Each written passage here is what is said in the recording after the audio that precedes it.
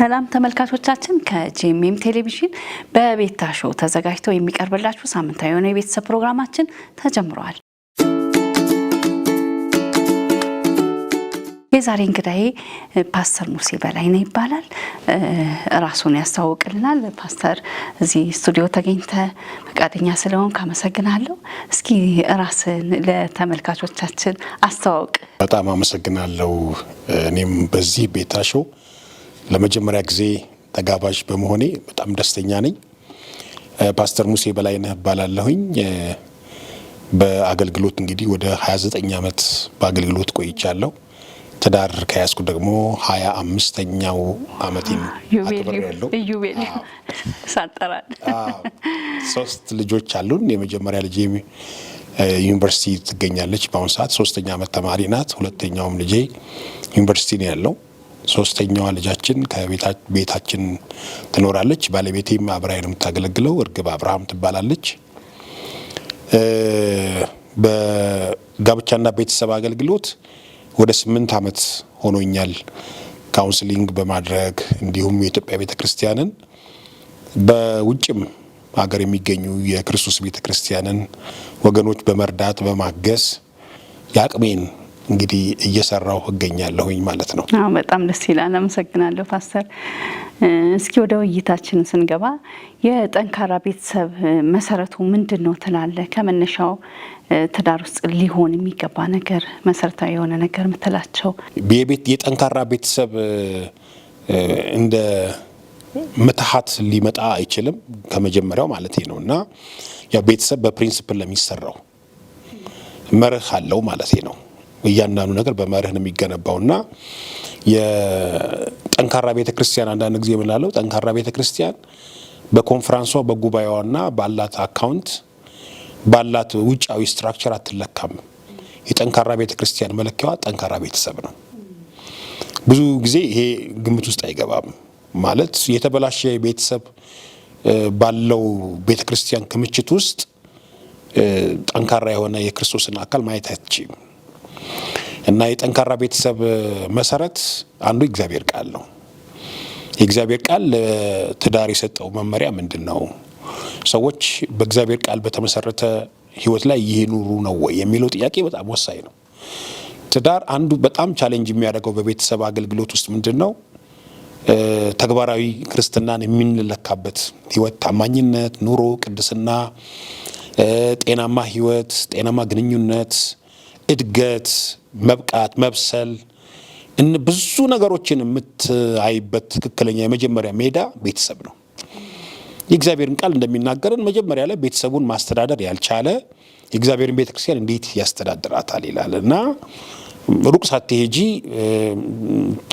መማር፣ ማወቅ፣ ልምድ በመንፈሳዊ አገልግሎቶች ትልቅ ቦታ አላቸው። ግን ከቤተሰብ ካልጀመረ ሲባዛ በዜሮ ናቸው።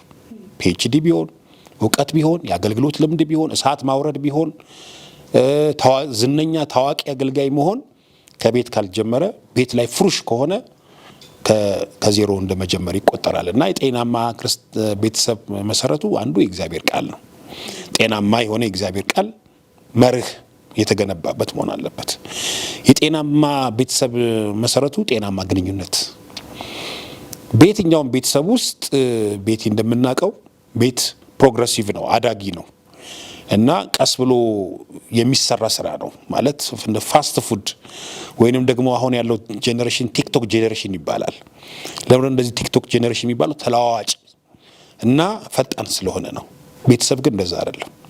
ግራጁዋል ነው እና ላይፍ ታይም ነው።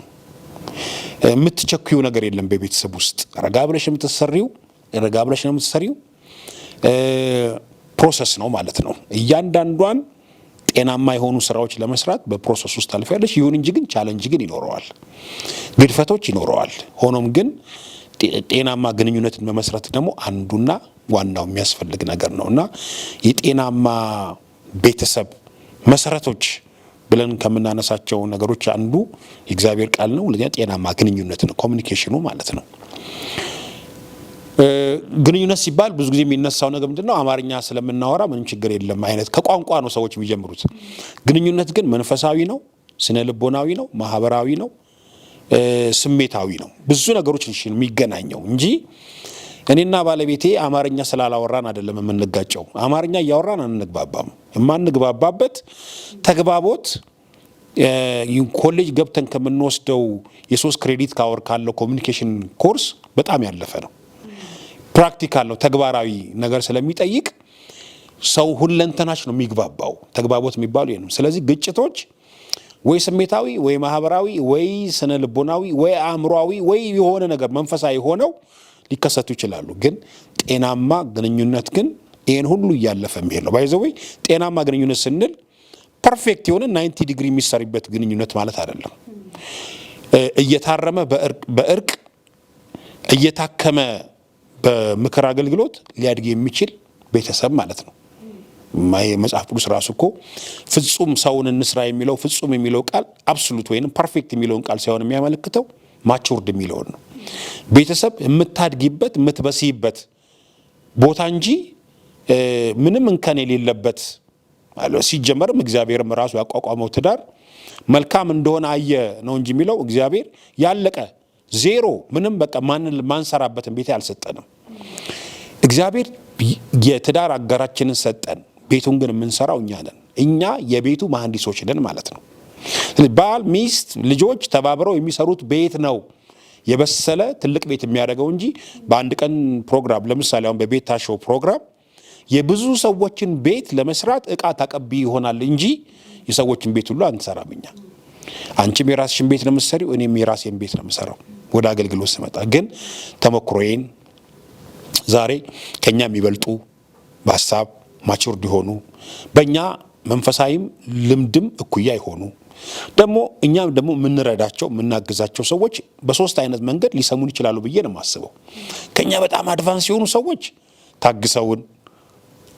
ታግሰውን ገና ብዙ ይቀራችኋል በርቱ ሊሉን፣ ከኛ እኩዮች ደግሞ የሆኑን እሰይ ጓደኞቻችን እዚህ ደረሱልን ይላሉ። እኛ ደግሞ የምንረዳቸው የሚያደምጡን ደግሞ እሰይ ክፍተቴን የማይባቸው ሰዎች ደግሞ መጡ ብለው ዛሬ ይሰሙናል ብዬ ነው የማስበው። እና የጤናማ ቤተሰብ መሰረቶች የእግዚአብሔር ቃል፣ ጤናማ ግንኙነት፣ በሶስተኛነትና በዋናነት የምናነሳው በጣም ወሳኝ ነው ብዬ በትዳር አገልግሎት ውስጥ የማስበው የጤናማ ቤተሰብ መሰረት ሁል ጊዜ ሰራተኛ መሆን፣ ሁል ጊዜ ቤታችንን ለመስራት ሁል ጊዜ ፈቃደኛ መሆን መሰረቱ ነው። እዛ ላይ እምቢተኛ፣ ኃይለኛ፣ ታዛዥ አለመሆን፣ አድማጭ አለመሆን፣ ከሌላው የሚማር ልብ ማጣት ቤታችን እንዲፈርስ ያደርገዋል። መጽሐፍ ቅዱስ ሲናገር በምሳሌ መጽሐፍ ላይ ቤት በጥበብ ይሰራል በማስተዋል ይጸናል ይላል። እና ለቤት ትልቁ የተሰጠው ዋጋ ገንዘብ አይደለም። ለቤት የተሰጠው ትልቁ ዋጋ ማስተርስ መያዝ አይደለም፣ ማስተዋል ነው። መጽሐፍ ቅዱስ ደግሞ የሚናገረው የማያስተውል ሕዝብ ደግሞ ምን ያደርጋል ነው የሚለው? ይገለበጣል ይላል። እና ይገለበጣል ማለት ምንድን ነው? የሚጠበቀው ውጤት አይመጣም ማለት ነው። ስለዚህ ቤትን የሚያክል ነገር የምንሰራው ምዕራፍ 1 ቁጥር 7 ላይ የምንናገረው የጥበብ መጀመሪያ ደግሞ እግዚአብሔር መፍራት ነው ይላል። አየሽው? እግዚአብሔርን የሚፈራ ሰው ቢኖር በትዳር ውስጥ ገንዘብ ብዙ ባይኖራቸው፣ ኢኮኖሚያቸው የተናጋ እንኳን ቢሆን፣ ብዙ የሚጠበቁ ምድራዊ ነገሮች እንኳን ባይኖራቸው እግዚአብሔር የህይወታቸውና የቤታቸው መጀመሪያ በመሆኑ ይረዳቸዋል፣ ያቀናላቸዋል። ትዳር ሲጀመር መሰረቱ ከማን ነውና? ማን የመሰረተው? ራሱ እግዚአብሔር ነው። እግዚአብሔር የመሰረተው ቤት ውስጥ ውድቀት የለም፣ ጥፋት የለም። ተሸክሞን ነው የሚያደርሰን እና እግዚአብሔርን የመጀመሪያ ማድረግ ተቀዳሚ ማድረግ በጤናማ ቤተሰብ ውስጥ ካለ ደግሞ እድገት፣ መባረክ፣ መብዛት፣ መስፋት ይኖራል ብዬ አስባለሁኝ። ምናልባት ጥያቄውን ዳስሸው አንሶ ከሆነ አላወኩም። አይ ዳሳል ግን ካነሳ ውስጥ ቤተክርስቲያን የቤተክርስቲያን ስኬት የጤናማ ቤተሰብ መሰረቱ እሱ ነው ብለሃል። ብዙ ጊዜ ግን ቤተክርስቲያን የሚመሩ ሰዎች ወይ ትዳራቸው እየፈረሰ ይሆናል ወይ የሆነ ችግር ያለበት ይሆናል። ቤታቸውን በአግባቡ የማይመሩ አገልጋዮች ሊሆኑ ይችላሉ። የእግዚአብሔር ቃል እንደሚለው ቤቱን በአግባቡ የሚመራ ቤተሰብ ያለው አንዲት ሚስት ባል የሆነ ይላል ለአገልግሎት ሲወጣ አይደለ? እና ይሄን እንዴት ታይዋል? እንግዲህ ያ ቤተ ክርስቲያን ጤናማ ቤት ስኬት እንዲኖረው ትክክለኛ የሆነ ቤተሰብ ባክግራውንድ እስካለ ድረስ ቤተሰቡን እንዴት ያስተዳድር ትላለ? ያ አገልጋይ ቸርችን ቤተክርስቲያንን ከመምራቱ በፊት ቤቱን እንዴት ይምራ? እንደዚህ አይነት አገልጋዮች እንዴት ራሳቸውን ያስተካክሉ? እንዴት ነው? ያው ቤትዬ በጣም ያነሳሽው ጥያቄ ከተማው ላይ አገሩ ላይ አየሩ ላይ በደንብ የሚታወቅ ግን አንተቸብል የሚባሉ ማይነኩ ሀሳቦች ናቸውና ለማስተማርና ለመርዳት ነው እዚህ ያለ ነው። ሰው ህይወት ውስጥ ብዙ አይነት ፈተናዎች ይደርሳሉ። ብዙ አይነት ሰዎች በተለያየ ምክንያት ቤታቸው የሚፈርስባቸው፣ ትዳራቸው የሚፈርስባቸው፣ ማይሳካላቸው፣ የሚንገዳገድባቸው አሉ። አንዳንዶቹ ከአለማስተዋል ጉዳዩን ቸል ከማለት የሚመጣ ምክንያት ይመስለኛል። አንዳንዶቹ ደግሞ ካለመለወጥ ስሜታዊ ከመሆን የሚመጣ ነው። ሌላው ደግሞ ከጨለማው ዓለምም የሚመጣል። የጨለማው ዓለም አንዱ ትልቁ ታርጌት የሚያደርገው የአገልጋይ ትዳር ላይ ነው። ብዙ አገልጋዮች ትዳራቸው የሚናጋበት ዋና ምክንያት እነሱ ለህዝብ ይዋጋሉ እንጂ ለነሱ የሚዋጋ የለም። እና ቤት መጽሐፉ እንደሚናገር መሪውን ትመታለህ ህዝቡ ይበተናል የሚለው እና የቤቱን መሰረት ነው የሚመታው። የቤቱ መሰረት ደግሞ ሊደርሺፑ ነው። የቤተ ክርስቲያንም መሰረት ሊደርሺፑ ነው እና ባነሳሽልኛ ነጥብ ላይ የጤናማ የበሰለ ቤተ ክርስቲያን ብዬ ነው የማስበው።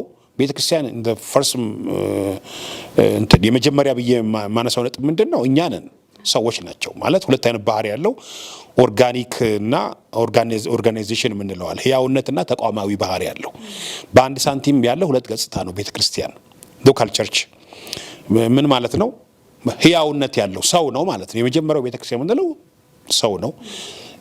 በሁለተኛው ደግሞ ነጥብ ሰው ቢሆንም ክምችት ቢሆንም ስብስብ ቢሆንም ጋዘሪንግ አሰምብሊ ቢሆንም ኤክሊሻ የተባለችው ሁለተኛው ነጥብ ደግሞ ተቋማዊ ባህሪ ደግሞ አላት።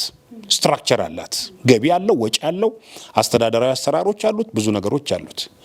ስለዚህ መጽሐፍ ቅዱስ ለአንድ ሊያገባ ላለ ፓስተር እንደዚህ ያልኩት እንግዲህ ቶሎ ብለህ አግባ መጽሐፍ ቅዱስ የአንድ ሴት ባል ብሎ ጽፏል ሲለው ማግባት አይገደድም ፓስተር ለመሆን አለኝ። ፓስተር ሊሆን ሲል ማለት ነው። እንዴ ምን ነው ስለው እንዴ ጢሞቴዎስ እኮ ሳያገባ እኮ ነው የኤፌሶን ቤተክርስቲያን መጋቢ የነበረው እኮ ጳውሎስ ለጢሞቴዎስ እኮ የጻፈው መስፈርቱን ነው ኳሊፊኬሽኑን ይጻፈለት። እንደዚህ ነው መሆን ያለበት ማለት ነው እንጂ እያለ ያለው ማገልገል ከትዳርህ ጋር ምንም የሚያገናኘው ነገር የለም ማለቱ አይደለም። ብዙ ሰው ሚስ የሚያደርገው ይሄንን ነው። የተጻፈው ይመለከታል ነው። አሁንም በእኔ አመለካከት የእግዚአብሔርን ቃል ሲና ትዳር ላይ ትዳሩን በትክክል ማኔጅ ማድረግ የሚችል ቤተሰቡን መያዝ የቻለ ልጆቹን በደንብ ያስተማረ በቤተሰቡ ውጤታማና ፍሬያማ እየሆነ ያለ ሰው ነው ሊደርሺፕ ላይ መምጣት ያለበት።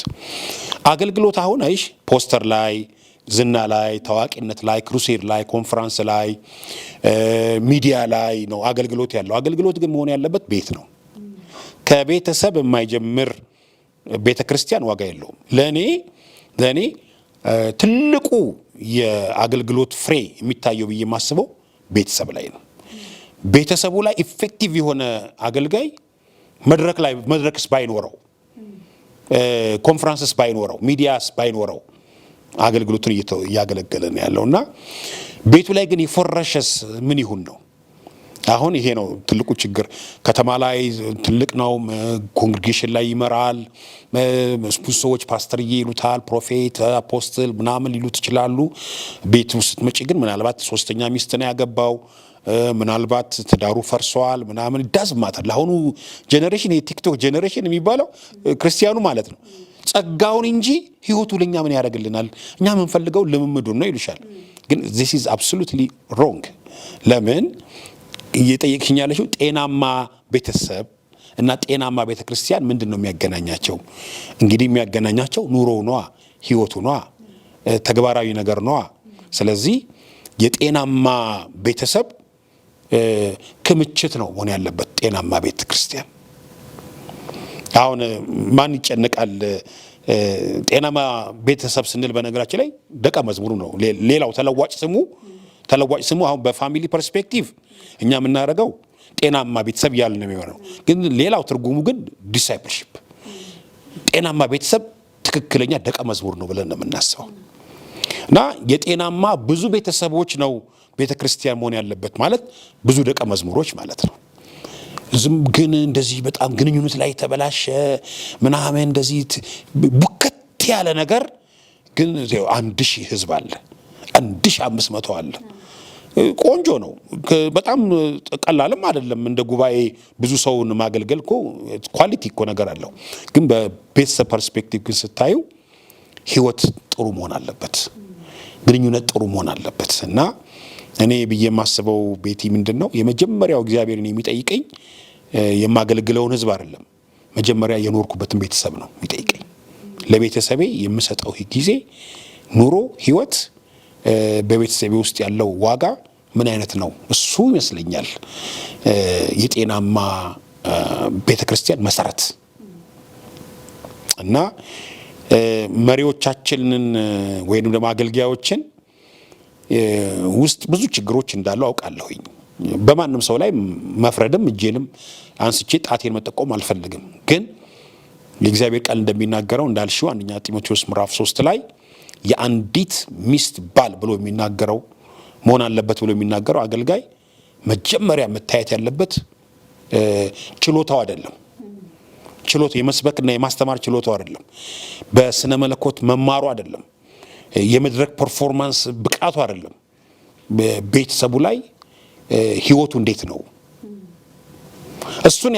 እሱን ላይ ያለፈ አገልጋይ አይ ቲንክ ለብዙ ነገር መሆን የሚችል ይመስለኛል። አሁን አገልጋይነት ግን የሚመዘነው ከዛ አንፃር አይደለም።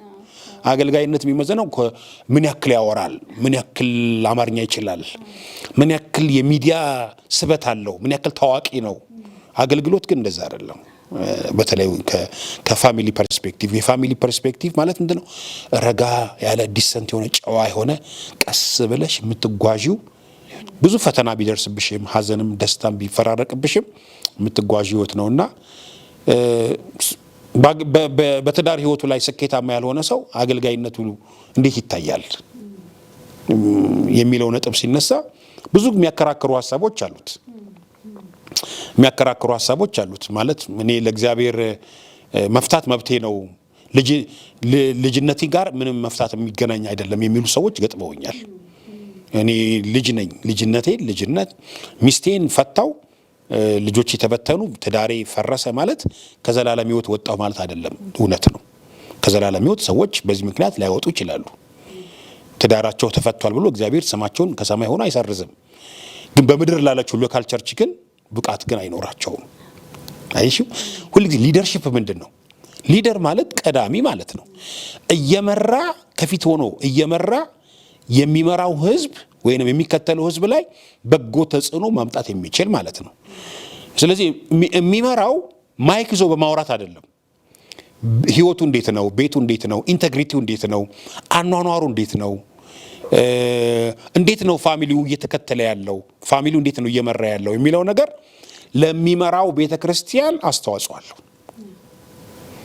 እንግዲህ እንደ ጋብቻና ቤተሰብ አገልጋይ ማለት ነው እኔ የማወራው ይሄንን ነው። ይሄ ግን ማለቴ አድማጮቻችን እንዳይሳሳቱ ትዳሩ ላይ ችግር የገጠመው አገልጋይ ከመድረክ ይባረር ግን አላልኩም። ሊደርሺፕ ላይ ግን ጥያቄ ግን ያስነሳል። አሁን ብዙ ጊዜ ክርክር ላይ ይነሳል። የፈታ አገልጋይ የቤተ ክርስቲያን መሪ መሆን አለበት የለበትም የሚል ጥያቄ ይነሳል። ክርክሮች አሉት። ከምሳሌነት አንጻር ለምሳሌ መምራቱ በጣም አደገኛ ይመስለኛል። ለመምራት ምሳሌነት ስለሚጠይቅ ማለት ነው። ይሄን ቢለን ደግሞ ተናግረን ከደመደምን በጣም ብዙ ሰዎች ሊጎዱብን ይሆናል። እንዴት ልናደርገው እንችላለን? ህይወታቸውን፣ አኗኗራቸውን መጽሐፍ ቅዱሳዊ የሆኑ ምልከታዎችን ተመልክተን ግን ቤታቸው ላይ አሁንም እንዲመለከቱ ከቤተሰብ ብንነሳ ለቤተ ክርስቲያን ጥሩ ነው የሚል መረጃ ለመስጠት ነው የምሞክረው። ሌሎች ባያስድ የሚሆኑ ሀሳቦችን ብተው ይሻለኛል። አይ ጥሩ አመሰግናለሁ ፓስተር። ከዚህ ጋር በተያያዘ አሁንም ሌላ ጥያቄ እየፈጠርክልኝ ነው ከንግግርና ብዙ ጊዜ ቤተክርስቲያን ውስጥ ያው አንድ ሰው ወይ ሁለት ተጋቢዎች ሊጋቡ ሲሉ የጋብቻ ትምህርት ይወስዳሉ። በዛ ውስጥ አልፈው ነው ወደ ቃል ኪዳን ስነ ስርዓት ውስጥ የሚገቡት። ምንድነው ያ የእግዚአብሔርን ቃል እንዲማሩ በጋብቻ ያለውን ቅድመ ነገር እንዲማሩ ነው። ሌላም ችግር ካለ ያ መፈተኛ መንገድ ሊሆን ይችላል የቆይታ ጊዜ እንዲኖራቸው ተብሎና ከዛ ውጪ ደግሞ አሁን ከሌላ ቦታውን የማጋባት ነገር አለ። ከሌላ ቦታ የመጡ ሰዎች ወይ ከውጭ ሊሆን ይችላል ወይ ከሌላ ቤተክርስቲያን ሊሆን ይችላል። ሜቢ በአገልግሎት በዛ የሚያገለግሉበት ቦታ ላይ የግድ ወይ ሚስት ወደዛ መሄድ አለባት ወይ ደግሞ ባልየው ወደዛ መሄድ አለበት። እዛ ስነ ስርዓቱም የትም መካሄድ ይችላል።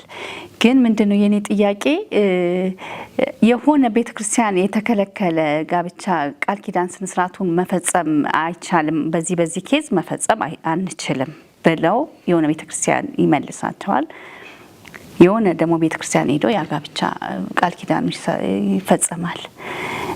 ያንንስ እንዴት ታይዋል? ብዙ ሰዎች ጋር የሚያነካካ ጥያቄ ያመጣችው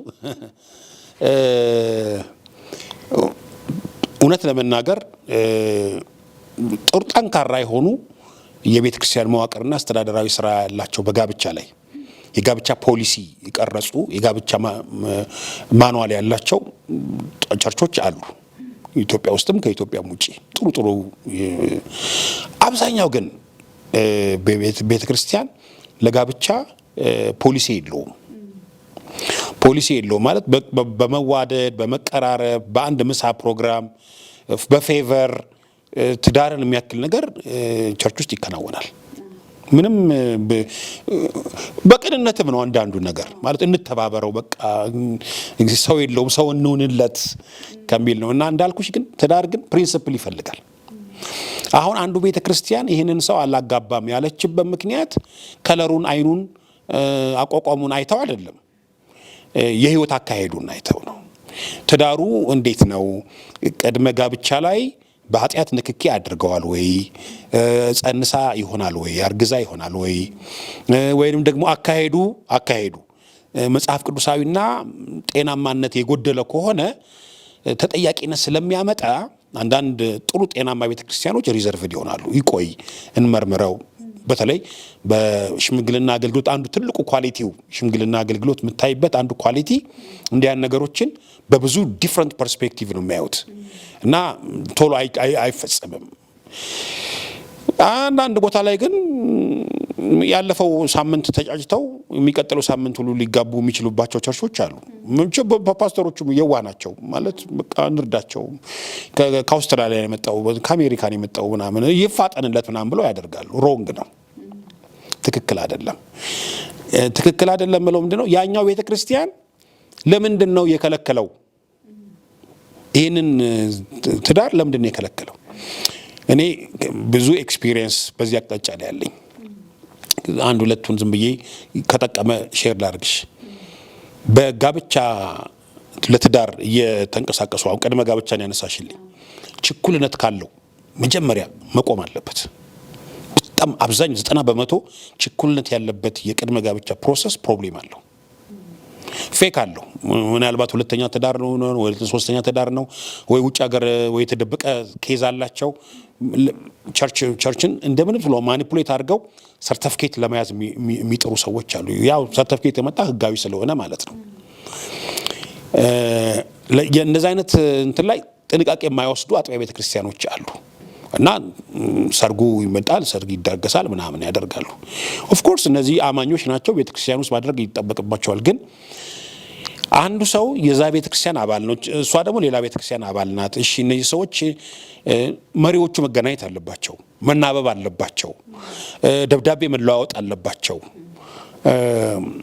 ውጪ የተፈጠረ ኬዝ ልጁ ውጪ ነው ያለው፣ እሷ እዚህ ነው ያለችው እና እሷ የአንድ ቤተክርስቲያን አባል ናት። አክቲቭ ግን አይደለችም። አክቲቭ አይደለችም በስራ ምክንያት በቢዝነስ ምክንያት የአንድ ቤተክርስቲያን አባል ነኝ ትላለች። አንዳንድ ጊዜ አባል ለሆኑ ሰዎች የምናገረው ምንድነው ከ3 ወር በላይ ያልሄዱበት ቤተክርስቲያን አባል አይደሉም። የሉማ ማለት አክቲቭ አይደሉም። ከዛ ለለቅሶና ለሰርግ ነው ቤተክርስቲያኗን የሚፈልጓት። ትክክል አይደለም። እንዲህ አይነት ችግር ሲመጣባቸው የመጀመሪያው የት ቸርች ነሽ? እንትን ቸርች ነኝ እና አጋቡኝ ብሎ ይጠይቃሉ።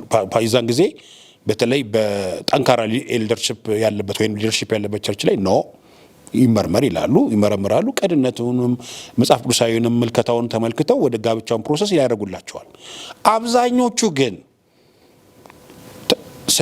ስለሚከለክሏቸው ጊዜ ወደ ሌላ ቦታ ነው ሙቭ የሚያደርጉት። ሌላ ቦታ ሙቭ ያደርጉና ፌቨር ያደርጋሉ፣ የሆነ ነገር ያደርጋሉ፣ የሆነ ነገር ጋብቻውን ፍቀዱልኝ ይላሉ።